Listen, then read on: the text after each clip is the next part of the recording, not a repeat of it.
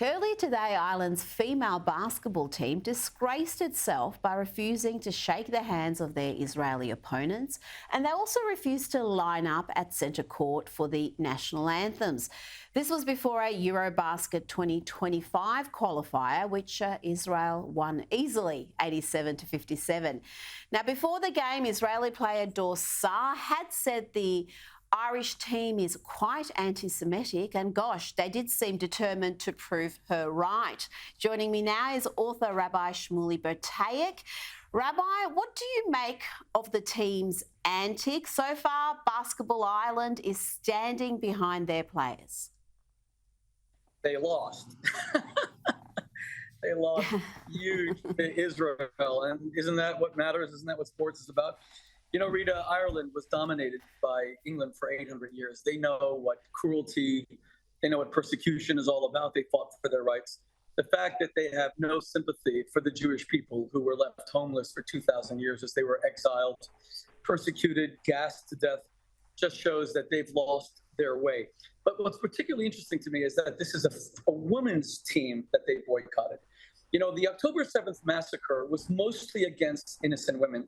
Gang rape, decapitation of women, women being shot in their genitals, having their breasts cut off, all of which was documented by the New York Times at great length with interviews of hundreds of people.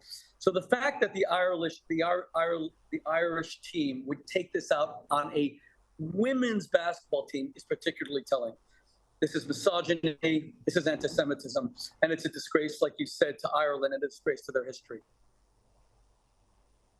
Now, we've seen this happen in cities like Brussels and Paris, but I've got to say, I never thought it would happen in Melbourne. Today's Herald Sun reports Jewish residents of the northern suburbs of Fitzroy, Coburg and Thornbury are moving south due to fears of anti-Semitic attacks. These suburbs have recently become incredibly left-wing, and Jewish-owned businesses have reported doxing and boycotting attempts from members of the public. Now, Prime Minister Anthony Albanese was asked about this today, and he said he's never seen such social disharmony in Australia. I have not seen a rise in social disharmony like I've seen in recent times. It is tragic that people feel that they have to consider moving from their local communities. It's completely unacceptable. It's not the Australia I want to see. Rabbi, your wife is Australian. You spend a lot of time in this country. Do you recognise it anymore? Listen to what Anthony Albanese just said, Rita. Notice he said people, he won't say Jews. Notice he says disharmony, he won't say anti-Semitism. This kind of nebulous nonsense is why the problem never gets better, because we are afraid to point a finger and say, this is a 2,000-year-old hatred, which Australia was largely impervious to. And now it is slowly migrating down under. And not only is it undermining Australian society, it's actually undermining Australia's global image. Because the reason why people love Australia and tourism can flourish all the way a 25-hour flight from the United States is because Australians are perceived to be very easygoing.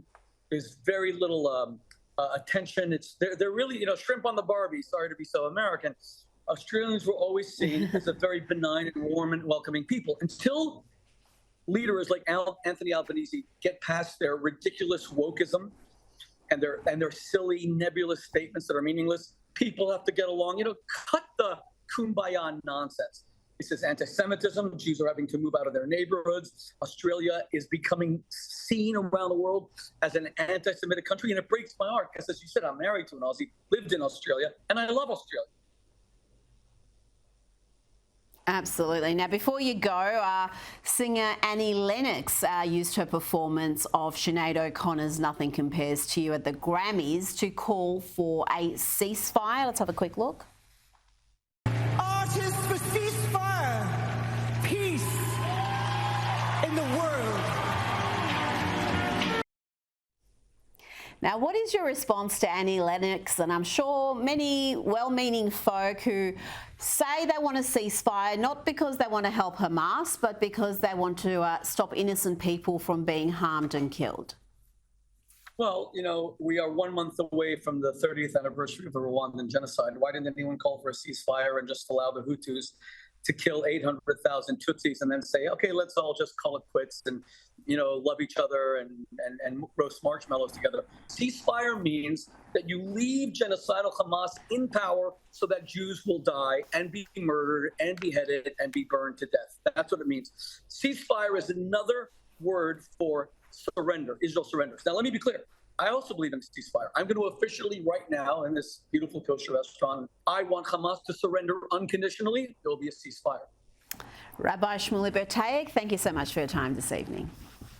Thank you, Rita. God bless you.